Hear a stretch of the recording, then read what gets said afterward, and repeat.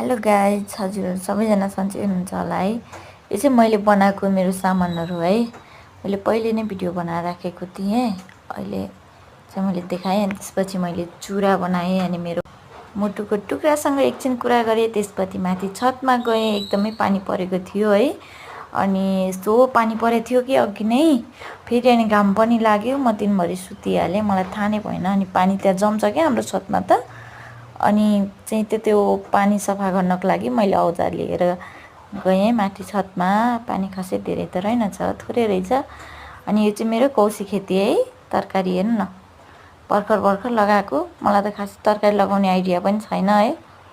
अनि थोरै थोरै लगाउँदै भर्खरै मैले कोसिस गर्दैछु। यहाँभन्दा अगाडि मलाई केही नै थाहा थिएन, के पनि आउँदैन क्या मलाई त, खोइ कस्तो खालको मान्छे।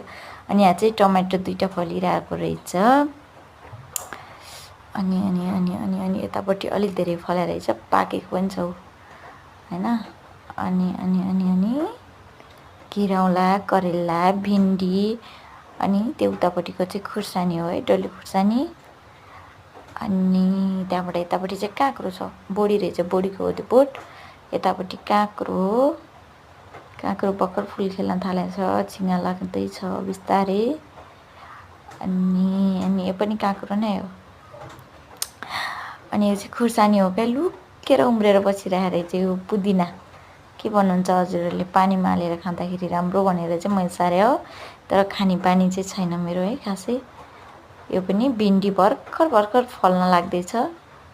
यो बेला भिटामिन हाल्नुपर्छ भन्ने सुनेको थिएँ, हालेको चाहिँ छैन। अनि यो चाहिँ मेरो कुखुरा, यो चाहिँ मैले ब्रोइलर कुखुरा धेरै हालेको छैन, 10वटा घरमै खानको लागि हुन्छ भनेर हालेको हो। अनि यतापट्टि यो पनि हेर काँक्रो हो, काँक्रो सानो भएर गयो। अनि यो बोडी उम्रिँदैछ। यो सिमीको बोट भयो। यो पनि सानो छ, यिनीहरू खोइ आउँछ कि आउँदैन, आयो भने आउँछ, नआए आउँदैन भनेर मैले खासै सेयर गरेँ छैन कि, त्यत्तिकै छोडिदिइराखेको छु। यो चाहिँ टमाटर भने खोइ थाहा भएन है, कसले टमाटर भनेछ, कसले के भनेछ। मैले चाहिँ झार होला भनेर मैले जहिले उहालेर फालिदिन्थेँ, थाहा भएन खासै। करेला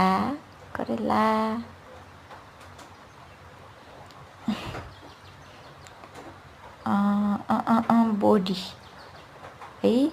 अनि यो पनि करेला। सक्यो, मेरो खुट्टा चिसो भयो, चिप्लो हो क्या लास्टै। ओह, त्यस्तो चिप्लिने खालको चिप्लो छ। अनि अब सबै सफा गर्नुपर्छ कि, दिनकै सफा गर्नुपर्छ कि, पानी आइहाल्छ डेली, के भन्ने।